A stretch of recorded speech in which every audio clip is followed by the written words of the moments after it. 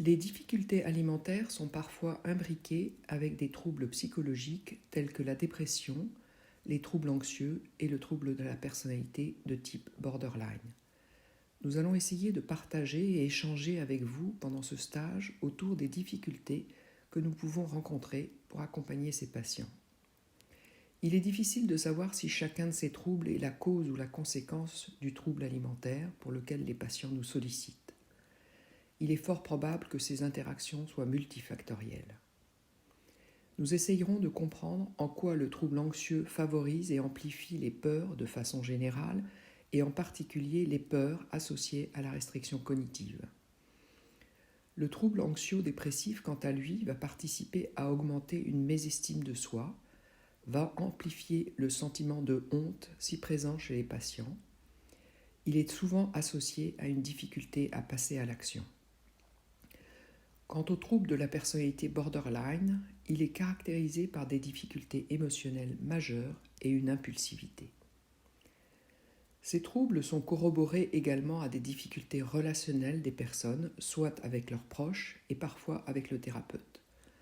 Tous ces troubles participent à augmenter la souffrance des patients qui nous demandent de l'aide. Le stage devrait nous aider à poser quelques bases de ces éléments de diagnostic qui permettront de mettre en confiance le patient pour passer le relais pour des états émotionnels qui dépassent nos compétences de thérapeute du gros, en particulier si nous n'avons pas la formation de base de psychologue, médecin ou psychiatre.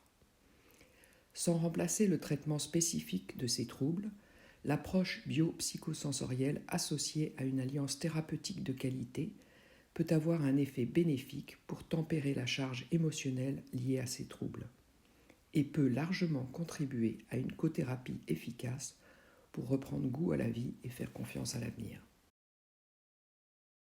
Bonjour à tous. Accompagner nutritionnellement un patient souffrant d'un trouble psychiatrique peut paraître difficile et peut en effet nous interroger sur nos pratiques professionnelles. L'approche biopsychosensorielle du groupe peut-elle apporter des réponses ?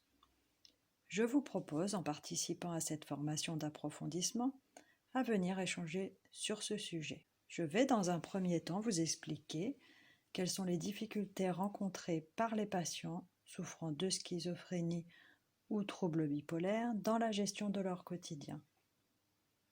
Nous verrons ce que la maladie en elle-même et les traitements peuvent induire sur leur comportement alimentaire et leur impact sur les sensations alimentaires, la perception du corps, l'expression des émotions. Par la suite, je vous montrerai quelles sont les pistes d'accompagnement possibles en vous faisant part de mon expérience hospitalière, en détaillant les objectifs qui sont envisageables et les avantages que cela peut apporter aux patients dans leur parcours de soins. Si vous avez fait la formation initiale du GROS et que ce thème vous intéresse, inscrivez-vous pour le vendredi 16 avril 2021 de 14h30 à 16h30 à la suite de la matinée passée avec Marie-Carmelle de Tournai. À très vite, donc, le plaisir d'échanger avec vous.